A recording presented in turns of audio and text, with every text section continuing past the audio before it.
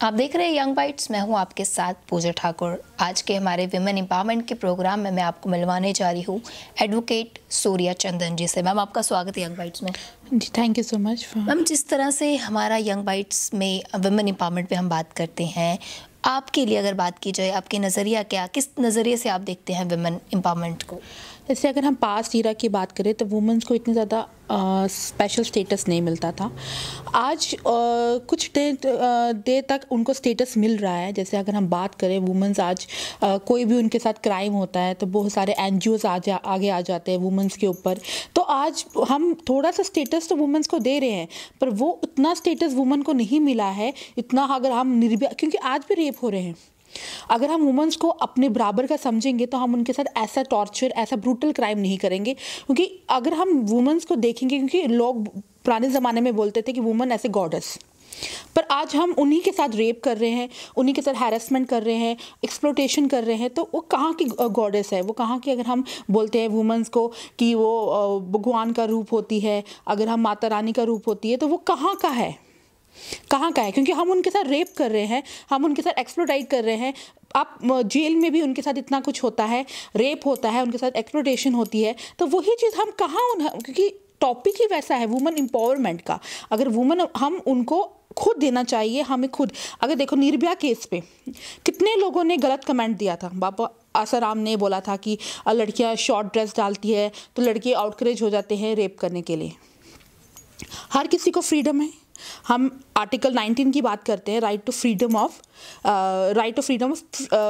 Speech and expression. उसमें सब कुछ आता है, मूवमेंट्स, अपना फ्रीली रहने का, कि हम क्या सोचते हैं, कैसा रहना है, हमें कहाँ जाना है, ये हमें फ्रीडम दिया है। पर हम उस फ्रीडम को इम्प्लीमेंट नहीं कर रहे हैं। आज भी हम लड़कियों के ऊपर बात करते हैं कि वो कैसे बात कर रहे हैं। 10 लोग खड़े होंगे तो बोलेंगे ऐसे नहीं बोलना है, वैसे बोलना है। क्यों? उनको भी अधिकार है, वो बात करे, फैमिली में डिसीजंस दे। क्यों नहीं उनकी वो बात होती है? आज भी उनको हम बात तो करते हैं कि उनको स्टेटस मिल रहा है। कहाँ का स्टेटस मिल रहा है? बड़ी बड़ी हम फेमिनिस्ट की बात करते हैं, इतना कुछ कहते हैं, कहाँ उनको स्टेटस दिया जा रहा है? तो आपका क्या मानना है, किस तरह से विमेन एम्पावर्ड हो सकती है और हमारा क्या रोल है उसमें? अगर हम उनको थोड़ा सा ट्रेनिंग दे, अगर हम आप बात करते हैं, हर सोसाइटी में, हर एरिया में वुमेंस के लिए कुछ ट्रेनिंग सेंटर्स खुलने चाहिए। जो अनएजुकेटेड है उनके लिए कुछ होना चाहिए, ताकि हम उनको भी एम्पावर कर सकें। अगर हम वुमेंस के लिए बात कर रहे हैं, वुमेन का एक टॉपिक जो है बहुत ही बड़ा टॉपिक है, it's not a small topic. कि आज ये वर्ल्ड वाइज में फेमस है कि हम वुमेंस को कैसे स्टेटस दें, वुमेंस को इक्वल। हम बात इक्वल स्टेटस की कर रहे हैं। पास्ट ईरा में तो वुमेंस को राइट भी नहीं था वोट करने का। हम रिलीजियस बुक्स को भी हाथ लगाने का राइट्स नहीं था। क्यों नहीं था? आज अगर हम बात करें, आज भी मंदिरों में ज़्यादातर पुजारी जो होते हैं मेल होते हैं। क्यों होते हैं? वुमेंस क्यों नहीं आगे आती है? रिलीजियस मैटर में आज भी बहुत सारे मंदिर हैं जहाँ पे वुमेंस नहीं जा सकती है। क्यों नहीं जा सकती है? अगर हम उनको एम्पावरमेंट दे रहे हैं तो पूरी तरह से देनी चाहिए ना, उनको सारे राइट्स दो ना। इक्वालिटी की बात करते हैं तो हर जगह उन्हें भी होना चाहिए। इक्वल स्टेटस की बात, अगर हम राइट टू इक्वालिटी 14 आर्टिकल में बात करते हैं तो उनको इक्वालिटी क्यों नहीं मिलता? इन पर्पस में हम बोलते हैं कि वो मतलब उनमें ये प्रॉब्लम्स हैं, उनको बोलने का अधिकार नहीं है, वो क्लीन नहीं है, उनमें कुछ ऐसी बातें होती हैं कि वो रिलीजियस मैटर में इन्वॉल्व है क्योंकि वो क्लीन नहीं है। वाई?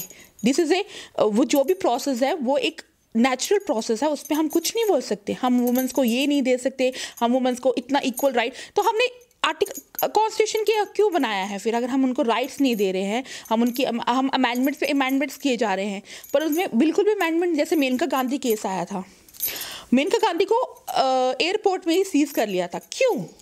हम हर वुमेंस को राइट है अपने लिए सोचने का, अपनी फैमिली के बारे में सोचने का, सोसाइटी के बारे में सोचने का, उनको भी आगे। अगर हम आर्मी की बात करते हैं, आज भी वुमेंस की क्यों हम इक्वल बात कर रहे हैं? वुमेंस की सीट्स कम होती है आर्मी में, क्यों होती है?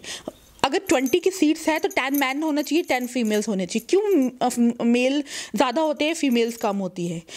हर अपॉर्चुनिटीज़ में फीमेल्स को नीचे रखा जाता है, मेल्स को ऊपर। जबकि हम बात करते हैं कि मेल और फीमेल आपस में साथ मिलके चलेंगे, देश को सुधार होगा। क्यों होगा? लेकिन वुमेन्स की बात की जाए या गर्ल्स की बात की, आजकल तो वो हर एक फील्ड में आगे बढ़ी। इनफैक्ट बॉयज़ से ज़्यादा वो आगे एक्सेल कर रही है। बॉयज़ से आगे कर रही हैं। जैसे आप देखेंगे, रिजल्ट देखेंगे 12th का 10th, वहाँ पर ज़्यादातर लड़कियाँ ही ज़्यादा स्कोर कर करती है। बट हम कुछ ऐसे फील्ड्स भी हैं जहाँ पे लड़कियों को ज़्यादा मौका नहीं मिलता, जहाँ पे लड़कियों को कुछ ऐसी स्थिति से गुजरना पड़ता है जिसमें उनको बहुत एक्सप्लोटेशन से गुजरना पड़ता है, जिसमें अगर वो काम भी करना चाहती है तो उनको एक्सप्लोटेशन होती है, उनको अपॉर्चुनिटीज़, उनको इतना मौका नहीं, आगे बढ़ने का मौका नहीं दिया जाता। तो वुमेन्स के लिए काफ़ी अच्छा आपने बताया कि जब तक हम खुद अवेयर नहीं होंगे हम दूसरे विमेन को नहीं कर सकते। हम जिस तरह से आपने प्रिजनर्स पे एक किताब लिखी हुई है, कुछ समय हुआ आपने बुक रिलीज भी की थी, तो कितना समय हो गया था आपको इसकी रिसर्च करते हुए? खासकर अगर मैं बात करूँ प्रिजनर्स की, उसी का ही टॉपिक आपने क्यों चूज किया? मैं 2016 में ये बुक स्टार्ट की थी और 17 में मेरी कंप्लीट हुई थी। 6 मंथ्स लगे थे मुझे रिसर्च करने में। मैं जब लॉ स्कूल में थी तो मैंने वहाँ पे देखा कि एक बार हमारा टूर गया था सेंट्रल जेल में, कुछ प्रिजनर्स से मेरी मुलाकात हुई, उनके बारे में मैंने जाना कि वो क्या उनकी स्थिति है वहाँ पर, क्या टॉर्चर वो सहन करते हैं। उनको तो अपने वहाँ पे बैरिक्स और सेल्स में रखते हैं कुछ प्रिजनर्स को, उनको बाहर निकलने का अलाउ नहीं है। कुछ प्रिजनर्स आगे पढ़ना, वहाँ पर इग्नो से पढ़ाई होती है, इग्नो से ग्रेजुएशन तक ही वो पढ़ सकते हैं, अगर कोई आगे पढ़ना चाहता है उनको वो मौका नहीं दिया जाता। और वुमेन्स को वहाँ पे मैंने देखा ज़्यादातर मेल ही हर काम में इन्वॉल्व होते हैं, वुमेन्स को इतना ज़्यादा काम नहीं दिया जाता। क्या लगता है क्या कारण है? कारण कुछ भी हो सकता है। अगर वुमन को वो वीक भी समझ सकते हैं कि वुमन काम नहीं कर सकती। अगर हम बात करें प्रिजनर्स, प्रेग्नेंट प्रिजनर्स की बात करें तो उनको मैं यही चाहती हूँ, कुछ ऐसे मैनुअल्स प्रिजनर्स के आए थे जिसमें लिखा था कि जब उनको वोकेशनल ट्रेनिंग देनी चाहिए, उनको वोकेशनल हॉलीडेज देनी चाहिए, क्योंकि जब वो प्रेग्नेंट है तो उनका हॉस्पिटल में उनका इलाज होना चाहिए। और जो उनके बच्चे वहाँ पे, जो बेबीज़ वहाँ पैदा होते हैं, उन पर ये दाग नहीं लगना चाहिए कि वो जेल के अंदर पैदा हुए हैं। तो ये जो है, क्यों उनके ऊपर इतना एक्सप्लोटेशन वहाँ पे होता है, इतना स्ट्रगल वो करते हैं वहाँ पर, क्योंकि मैंने देखा है बेसिकली वहाँ पर जितनी भी वुमेन्स हैं वो ड्यू टू अपनी ससुराल वाल इन लॉज की वजह से वहाँ पर फंसी हुई हैं, या कुछ वुमेन 50% की वुमेन्स 2016 में दौरी डेथ की वजह से उनकी डेथ हो गई थी। तो मैं यही कहना चाहती हूँ कि जो हम अगर वुमेन्स की स्टेटस की बात कर रहे हैं तो वो, क्योंकि ह्यूमन राइट्स ने बात की है कि वुमेन्स को मेडिकल की वहाँ ट्रेनिंग देने, मेडिकल की वहाँ फैसिलिटीज़ मिलनी चाहिए, कुछ ट्रेनिंग वहाँ पर वुमेन्स के लिए हो, जैसे कुछ सेंटर ही खुल जाए, वहाँ पर काम होता है, वहाँ वुमेन्स को काम देते हैं, बट थोड़ा बहुत, मतलब अंदर इंडोर। तो कई प्रिजनर से आप मिले, क्या लगता है किस तरह की उनकी मेंटालिटी बन जाती है वहाँ पे रहकर, वहाँ पे काम करके? तो कुछ प्रिजनर्स जो है वो सुधर भी जाते हैं बाहर आने के बाद, लेकिन कुछ के अंदर जो है एक अलग सा होता है कि वो गलत रास्ते पे चल पड़ते हैं। मैंने जब उनसे पूछा तो उन्होंने बोला कि हम लोगों को यहाँ से बाहर नहीं निकलने देते। अगर हम बात करते हैं ह्यूमन राइट्स की, ह्यूमन राइट्स बात करता है कि हम उनको ह्यूमन बीइंग की तरह ट्रीट करें, नॉन पर्सन की तरह वहाँ ट्रीट ना करें, तो क्यों उनको बाहर नहीं, क्योंकि उनको भी फील हो कि वो भी एक सेफ प्लेस पे है। जैसे हम अंडर ट्रायल्स की बात करें तो अंडर ट्रायल्स का वहाँ पे बुरा हाल है। वहाँ पर उनको, अगर उनके कोर्ट में केसेस होते हैं तो उनको कोर्ट के केसेस तक नहीं जाने देते, या उनके साथ मारपीट होती है, या उनके साथ कुछ ऐसा कुछ होता है कि वो कोर्ट तक नहीं पहुँचते, अंडर ट्रायल से रहते हैं। 3 करोड़ से ज़्यादा केसेस अभी पेंडिंग है हमारे।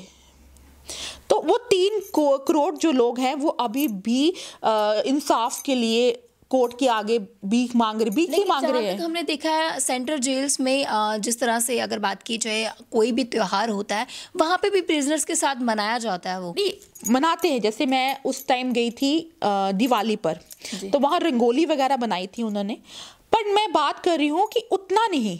अगर हम उनको स्पेस देंगे, उनको भी थोड़ा सा बाहर उनका रिफ्रेश, क्योंकि हम जेल को नेचर के साथ कनेक्टेड क्यों करते हैं? कि नेचर के साथ कनेक्टेड करने का एक ही मकसद होता है कि जो नेचर के साथ कनेक्टेड होते हैं उनका पीस, उनका माइंड जो होता है वो पीसफुल रहता है, सोल पीसफुल कनेक्टेड रहती है, ताकि जो क्रिमिनल माइंड उनके दिमाग में, हम क्यों सुबह सुबह जाते हैं वॉक पर, ये क्योंकि हमारा माइंड जो है रिलैक्स हो, नेगेटिव थिंकिंग हमारे दिमाग से जाए, तभी उनको नेचर के साथ कनेक्टेड रखते हैं जेल को, ताकि उनके जो नेगेटिव थिंकिंग है वो दिमाग से बाहर निकाल कर वो एक अच्छा, एक आम, एक नागरिक बने जो देश के लिए कुछ सोच सके। क्योंकि आप जब जेल में आपको इतना इतना टॉर्चर मिलेगा, आपको फीलिंग होगी कि मैं जेल में हूँ, मेरे को इतनी वो नहीं मिल रही है, इतनी स्पेस नहीं मिल, इतना फैसिलिटीज़ नहीं मिल रही। जबकि हम बात करते हैं अमेंडमेंट्स की, इतनी अमेंडमेंट्स होती है कि उनको 7 घंटे से ज़्यादा काम नहीं करना है, उनको यूनिफॉर्म्स प्रोवाइड करनी है, अच्छा क्लीन खाना देना है, उनको हाइजीनिक भी फूड प्रोवाइड करना है, पानी भी अच्छा होना चाहिए, उनकी नीट एंड क्लीन उनको रखे। पर कुछ चीज़ें हमें अभी जो हमारे डिस्ट्रिक्ट जेल में, सेंट्रल जेल में इम्प्रूवमेंट हो रही है, अभी उसकी इम्प्रूवमेंट हो रही है, पर इतने लेवल तक नहीं पहुंची जितनी हम बात करते हैं अपने बुक्स में, कितनी अमेंडमेंट हो गई, अब ये चीज़ नहीं। अगर निर्भया केस में अगर अमेंडमेंट इतना ही असर करती तो निर्भया केस में क्यों अभी तक इंसाफ नहीं उनको मिला? उनकी माँ क्यों कोर्ट के धक्के खा रही है कि मेरी बेटी को इंसाफ मिल जाए, जबकि वो एक ब्रूटल, उसके कपड़ों के पे बात हुई, उस पर ये बात हुई कि वो रात को क्यों निकली। हर एक पर्सन को अपनी ज़िंदगी जीने का एक अधिकार है, वो कभी भी बाहर निकल सकती है। अब दिल्ली एक ऐसी एक क्राइम प्लेस है, इसे रेप सिटी, उसको रेप सिटी बोलेंगे हम। वहाँ पे लड़कियाँ रात को बाहर नहीं निकल सकती। हम बात करते हैं वुमेन एम्पावरमेंट की, वहाँ पे लड़कियाँ रात को सेफ नहीं है। हैदराबाद केस जो हुआ, अब हम किस जिसमें प्रियंका का रेप हुआ उसको जला दिया गया। हम वुमेन एम्पावरमेंट की बात करते हैं, कहाँ हम वुमेन एम्पावरमेंट की बात कर रहे हैं? जहाँ पे हम वुमेन्स को गॉडेस की तरह देखते हैं वहीं उनका रेप भी होता है। अगर हम एक हार्डकोर एक पनिशमेंट रखें इन सब चीज़ों के लिए, तो I am sure the gravity of the जो ऑफेंस है वो लो हो जाएगा, क्राइम रेट कम हो जाएगा। जो हमारे, अगर देखो आपने प्रियंका में देखा था पुलिस वालों ने चारों को शॉट डेड कर दिया था। निर्भया केस में ऐसा क्यों नहीं हो रहा है? क्यों उसमें अभी तक रुकावट आई हुई है? क्यों उस केस को बार बार प्रेसिडेंट के पास पहुंच गया वह केस, जबकि प्रियंका का केस तो 2 मिनट में हैंडल हो गया था, आसिफा का भी हो गया था। निर्भया का केस ही क्यों कंट्रोवर्सी में फंसा हुआ है? तो आपका क्या मानना है, वुमेन एम्पावरमेंट तब तक नहीं हो सकती है जब तक हम अपने राइट्स के लिए अवेयर नहीं होंगे? तब तक नहीं हो सकती जब तक हम वुमेन्स को इक्वल स्टेटस नहीं देंगे। हम बात करते हैं इक्वल स्टेटस की, अभी हम इक्वल स्टेटस की बातें ही कर रहे हैं सिर्फ। बाहर की दुनिया बहुत अलग है। बाहर की दुनिया में वुमेन्स को स्टेटस भी मिलता है, बाहर की दुनिया में वुमेन्स को बहुत सारे राइट्स भी मिलते हैं, पर हम इंडिया में सिर्फ बातें ही करते हैं, राइट्स नहीं मिलते हैं। मैम, हमारे माध्यम से जितने भी दर्शक आपको देख रहे हैं, क्या एक संदेश आप देना चाहेंगे वुमेन एम्पावरमेंट? मैं यही कहना चाहती हूँ कि हमें वुमेन्स को आगे बढ़ने का एक मौका देना चाहिए।